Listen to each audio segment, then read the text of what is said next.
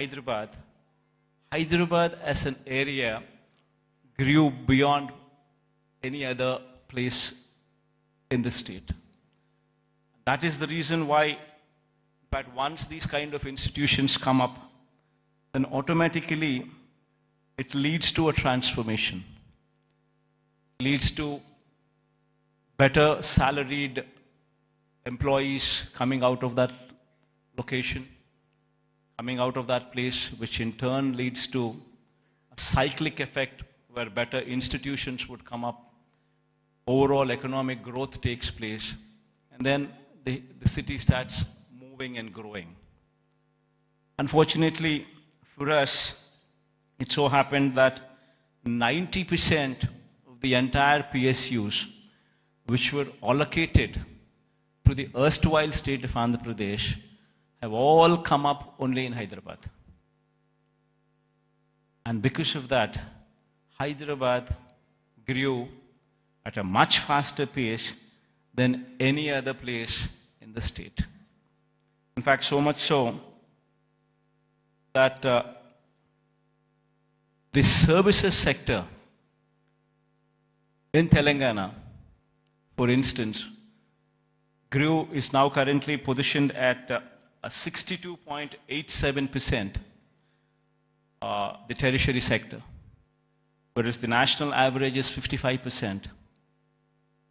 And in the tertiary sector, state of Andhra Pradesh, we stand at mere 40%. So the agriculture sector, what should be at 17% as a national average, we are at 35%.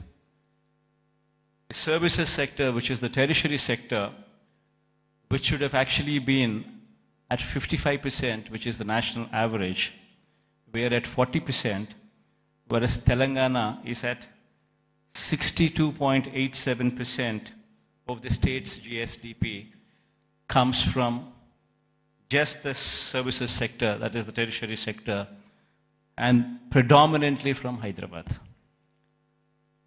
So until and unless you have a similar kind of situation also boost the Andhra Pradesh's economy, we will never see the rise of the services sector. It's only the manufacturing sector that is, we are on par with the national average, which is 25%, which is the secondary sector. But there is a huge thrust that should be put in the tertiary sector, which should grow leaps and bounds, which is the services sector. And our dependence on agriculture gradually should come down, per se not meaning to say that the growth should come down. The growth in agriculture sector is per se not much. You do not see the kind of numbers what you see in the services sector. So it's very important for any particular state to grow. It's very important that the secondary sector, that is the services sector, that is the tertiary sector, should grow leaps and bounds. In fact, owing to this reason, the per capita income of Andhra Pradesh, if one were to compare with Telangana, is only 2,19,518. When compared to the figures of those in Telangana, you would see 3,12,398 for the year 2022-23. This is the per capita income. Predominantly it is coming from Hyderabad. The reason why I'm saying this is we would have to have a balanced growth. We would have to harness the strengths that we have. We have a huge, such is the proactive nature of the government. And such is the conducive business-friendly environment prevalent in the state, that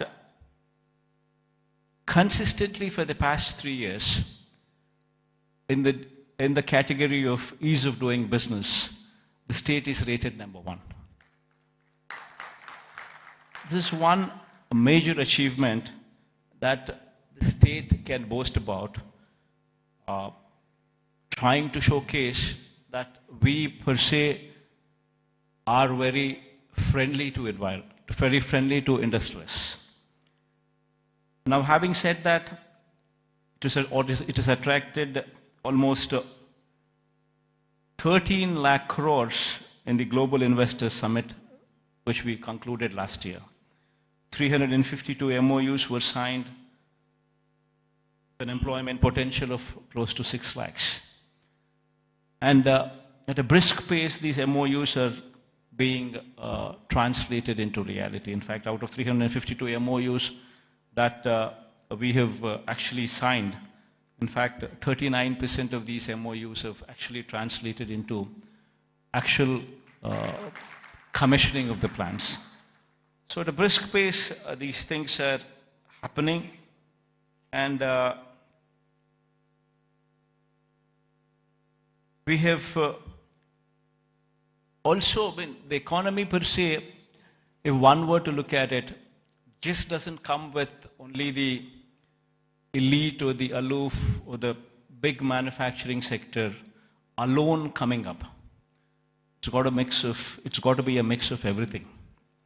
In fact, so much so that I would say that the state government has implemented in these 5 years several welfare programs orienting them towards sustainable self-employment. In fact, every scheme of the state government, if one were to notice the schemes, especially the welfare schemes, one would be surprised to see what kind of a transformational bearing these schemes have. To begin with, everything is DBT, direct benefit transfer, where there's no middleman in between, where everything is transparent and there's no corruption there. Now, having said that, every scheme is hand-holding women. So much so that every scheme is translating. Say, for instance, I speak about Cheyuta as one particular scheme. The scheme actually narrates hand-holding women, the same particular woman, consistently for 4 years, every year giving 18,750 rupees for the same woman. So in 4 years' time, you actually handhold the same woman, giving every year 18,750 to the same women. While we are doing that, we ensured that there is a bank tie-up also coming into picture. We've also ensured that big companies, starting from Amul, to ITC, to Reliance, to Procter & Gamble, to such kind of big companies also partnering with these women in sharing opportunities. Now, most of the employment cycle doesn't come from government employment. Government employment per se, before we had come in, probably we had 4 lakh jobs in government sector. And probably our government, being very proactive in actually providing for jobs, could actually create another 2 lakh jobs, which is actually very high. Before we had come in, we had 4 lakhs for decades. And after we had come in, we actually created 50% more jobs in government sector. But that is where it can end. It cannot go beyond that. You're talking about 4 lakhs being to 6 lakhs. Then per se, the big industrialists also, when we were to speak of, if we were to speak of, if one were to see the translation of opportunities of jobs actually created per se for investment that is actually put in, would probably translate to probably 1 crore of investment translating into one particular job. Not much. Maybe adding to another 2 or 3 lakhs, not beyond that. The major contribution comes from 3 other sectors. One is agriculture, which actually constitutes 62% of the workforce. Now what we have done is support agriculture, where in fact the best part in agriculture is, the challenging part in agriculture is, even though the fact still remains that 62% of the population depend on agriculture, the fact is 50% of the land holding is less than 1.25 acres, that is half hectare. If one were to translate this land holding into, for calculation's sake, as to up to 1 hectare, if one were to take into consideration, then you're talking about 70% of the land holding is within 1 hectare. We have very small and marginal farmers, and if these small and marginal farmers do not make money, the economy is shattered.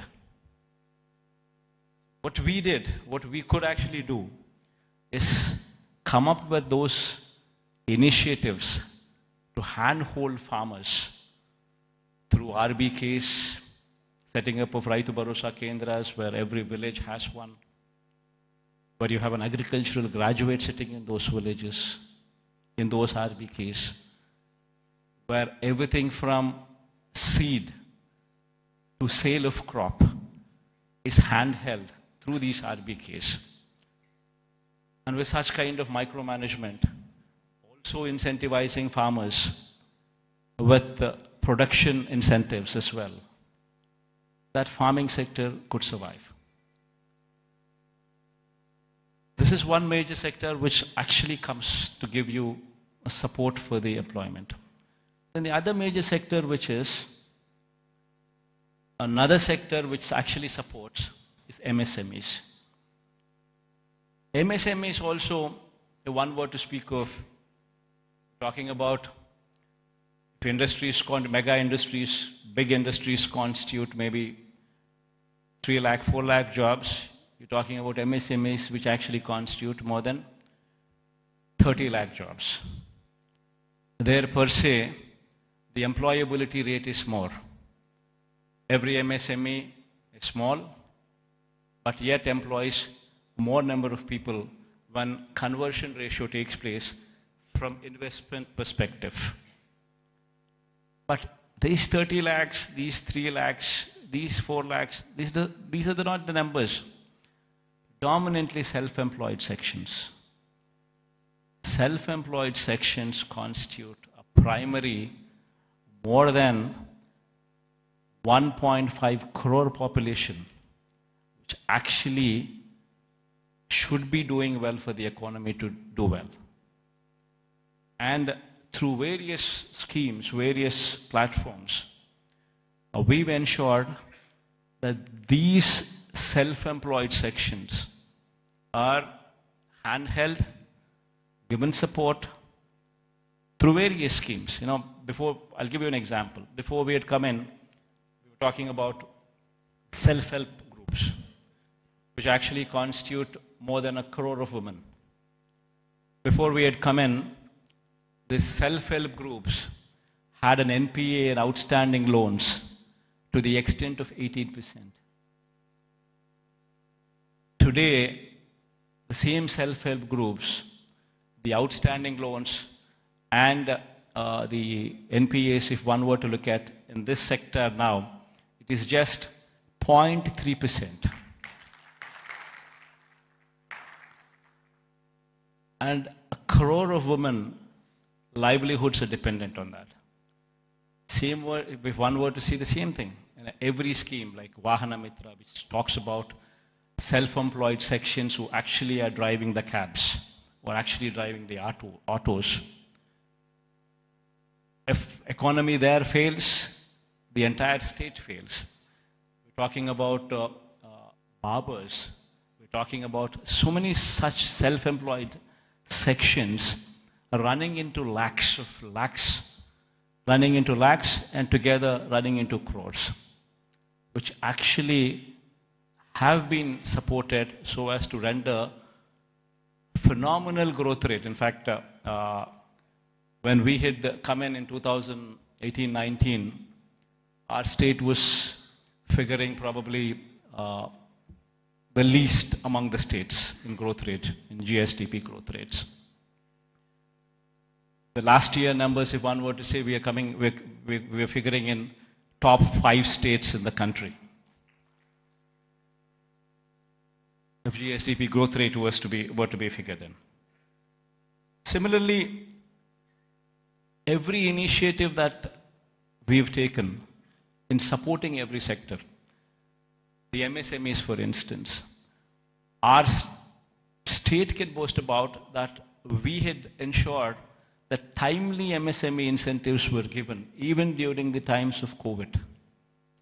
That actually protected the MSME sector, so much so that today the kind of growth that we have seen in MSE sectors was so unprecedented, never so happened in the state of Andhra Pradesh.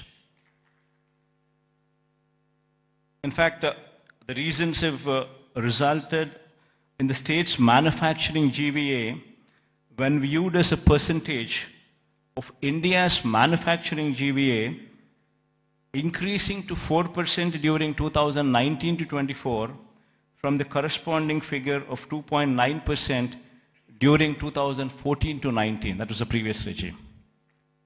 That is the kind of GVA contribution.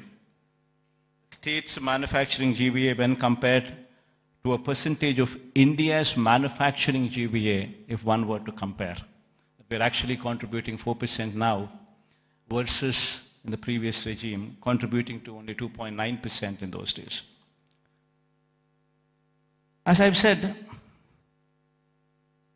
the state's services sector contributes to only 40% of the state's GVA when compared to the national average of 55% and when compared to Telangana's state's average of 63%.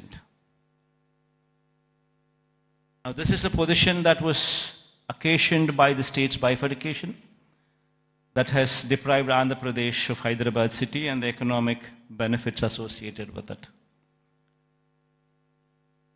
Now, how do we bring about a change which would actually help boost the state's economy? Now, what do we do about Visakha? Now, how do we boost Visakha's growth story so that ultimately we come across a situation where at least 10 years down the line, starting today, at least we compete with Hyderabad or we compete with Bangalore or we compete with Chennai. So what exactly does Vision Visakha, Vision Visakha mean? Until and unless we think in those terms, until and unless we have passion for this particular place, for this particular city, this vision can never be visualized, can never be obtained, can never be realized. A lot of people, in fact, when I speak of these words, when I say the first thing what anybody should be doing is to come and stay here as a chief minister. If I were to say this, unfortunately we have an opposition in the state, and we also have a lot of vested interests and also a negative media with vested interests who support the opposition. I think many of you also are aware of it, that they make such a hue and cry that, in fact, that we shifting over to Visakha,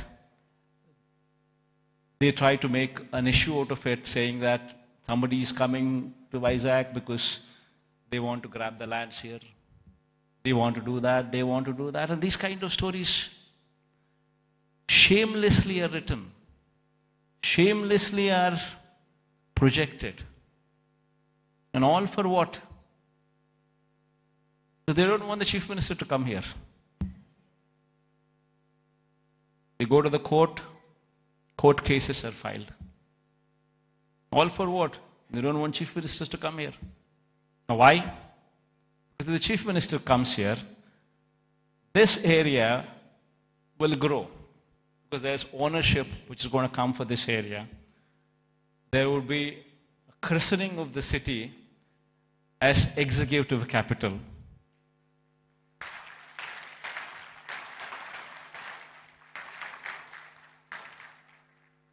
So they don't want the Chief Minister to come here because they have vested interests elsewhere. They bought land before the capital could be announced elsewhere. Thousands of acres in private hands, Benami lands. And they're all scared. The moment this becomes the executive capital, the land rates there would further plunge. And because of this vested interest, today, Visakha has taken the beating. So going forward, I'm here to assure everybody here that there would be changes. Because this is inevitable. If one were to compete with Hyderabad, compete with Chennai, compete with Bangalore, it's very important that Visakha becomes the economic growth engine.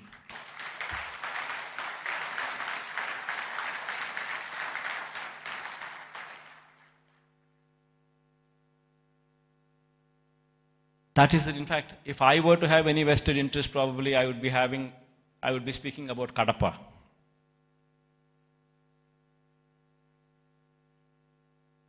See, for me, the state is ours, to everyone here. And one in my place should think in terms of what is good for the next generation. How would we want our children to be positioned? How are the state's revenues going to be? Where is the growth going to come from? And how exactly can we boost these revenues to support the growth of Andhra Pradesh? If we do not think like this in terms of growth for Visakha, then who would think? If the vision of the leader is wrong, if the vision of the leader is negative, then Visakha will not grow.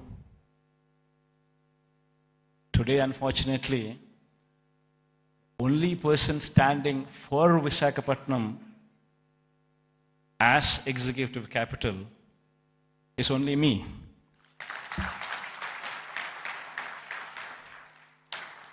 Unfortunately, this is the reality. Fighting against the entire opposition, fighting against vested interests of the media,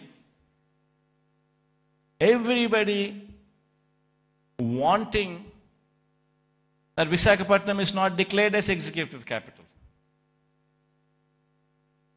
This is the reality. Everybody should keep this in mind, understand this reality. Now moving further,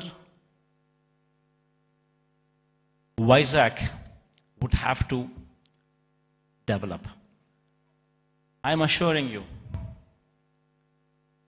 we have court cases going on, we have so many people trying to oppose everything. But I'm assuring you, post-election,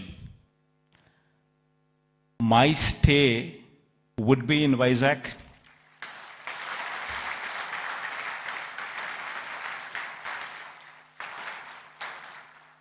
In fact, my swearing-in ceremony also would be in Visakha.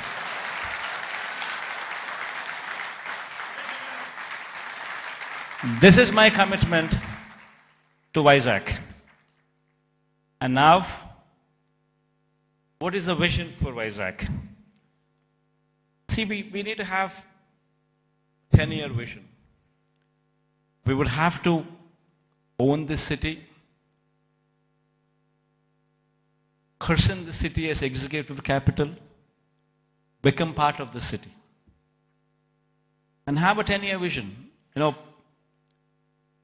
We need to have a roadmap which is workable, which is doable. It cannot be a roadmap where we just dream big. The institutions such as IDPL, NMDC, NFC, IIC,